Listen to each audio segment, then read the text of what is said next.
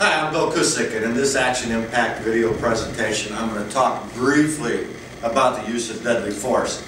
You know, as the owner of this business, as a retired SWAT commander, and as a practicing attorney, I'm often asked this question: can I use my gun to defend myself in any number of situations? You know, I can't address every potential set of circumstances that might arise in a self-defense situation.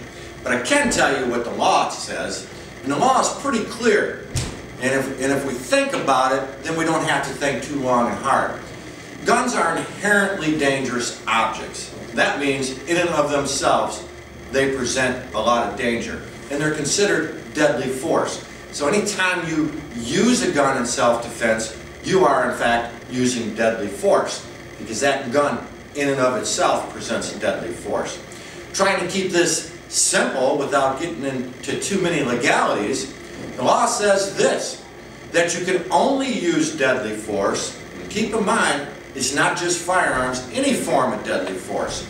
You can only use deadly force when you face immediate risk of life-threatening injury or death. Now, there's no exceptions under the law.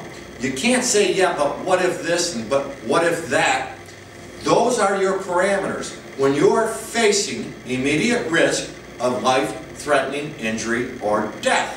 There's a couple of exclusions. If you're not an innocent person, that means if you're committing a crime, you can't rely upon self-defense to shoot another person, because that's no longer available to you because you're committing a criminal act. To get the real specifics of this law, you need to take a full and complete concealed pistol class from instructors who know the law and will spend a good hour on this subject.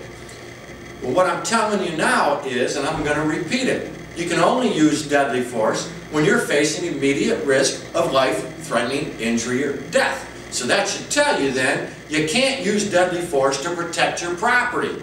If somebody's stealing the tires off your car, you can't use deadly force to protect that property. Certainly there's other things you can do, and you need to be trained and guided in what some of those other things are, but don't think that you can just readily grab a gun and shoot somebody for stealing your property. That's off limits. So, based on those guidelines I just gave you, have that implanted in your brain, because when you're under stress and a situation arises, I don't want you having to weigh a whole bunch of consequences whether you can use your gun or not. You need to know. You're the one that's chosen to carry a gun for protection, so you need to know the law as it relates to the use of that gun. If you have any questions, you can always come here to Action Impact. We're at 25992 West 8 Mile Road. Most of the time I'm here. I'm more than happy to answer your questions, and I thank you for watching this video.